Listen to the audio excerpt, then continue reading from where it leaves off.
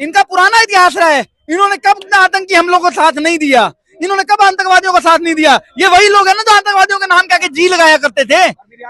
ये वही लोग है ना जो ऑफिस में बिठा करके बिरयानी खिलाया करते। आतंकवादियों से संबंध तो इनके बहुत पुराने हैं और आज भी है इनके संबंध, और इसी संबंधों का यह नतीजा है कि इन दोनों ने मिलकर के साजिशन लगातार भाजपा को टारगेट कर रहा है, तो इस पे क्या कहेंगे? विपक्ष क्यों इतना टारगेट करते हैं? विपक्ष विधवा विलाप क्यों कर रहा है? विपक्ष का विधवा विलाप करने का हाँ, विधवा विलाप करना, विधवा विलाप इसलिए कर रहा है कि विपक्ष तो पहले सत्ता में आया नहीं, अब क्या चाहता है कि जो अपने प्रधानमंत्री नरेंद्र मोदी साहब तीसरी बार शपथ लिए हैं तो फिर से एक अरंगा डाल दिया जाए कि इनकी सरकार गिर जाए। लेकिन ये कतई नहीं होगा। जो इंडिया में जो भी लोग जुड़े हैं वो बढ़िया लोग जुड़े हैं, वो बढ़िया से जवाब देंगे और बढ़िया से मिलकर एक बार पाकिस्तान को बढ़िया से पेला जाएगा।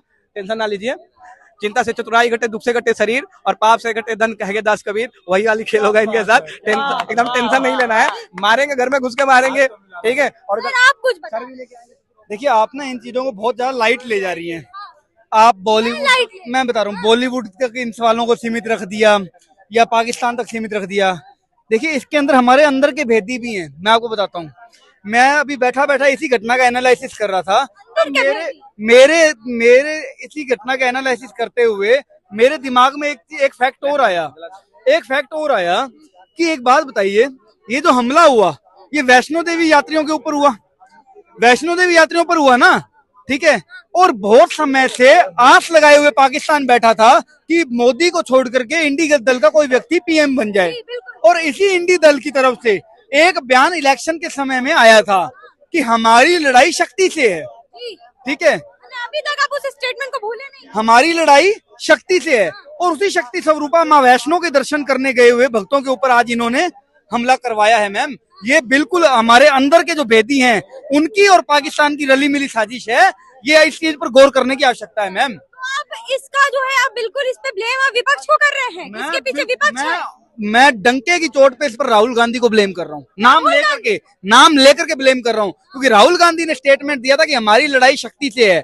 ये हारे चुनाव, वहां से पाकिस्तान चाह रहा था कि राहुल गांधी प्रधानमंत्री बने, ठीक है। उसकी फ्रस्ट्रेशन थी, राहुल गांधी फ्रस्ट्रेटेड था, और इन दोनों ने मिलकर के मैडम शक्ति के भक्तों को टारगेट किया है। पुराना इतिहास रहा है, ये तो इनका पुराना इतिहास रहा है। इन्होंने कब आतंकी हमलों को साथ नहीं दिया, इन्होंने कब आतंकवादियों को साथ नहीं दिया। ये वही लोग है ना जो आतंकवादियों के नाम क्या जी लगाया करते थे।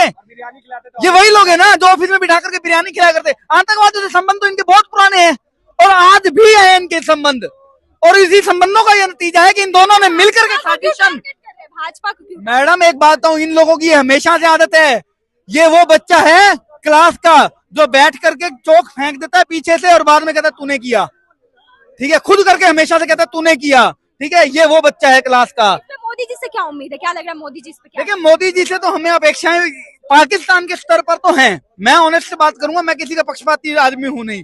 पाकिस्तान के स्तर पर तो मुझे मोदी जी से बहुत उम्मीद है कि जैसे पीछे का मैं रिकॉर्ड देखूं तो मोदी जी जैसा व्यक्ति है जो एकमात्र क्रेडिबिलिटी उन्हीं के अंदर है जो जवाब दे सकता है, वो वहां तो जवाब दे लेंगे।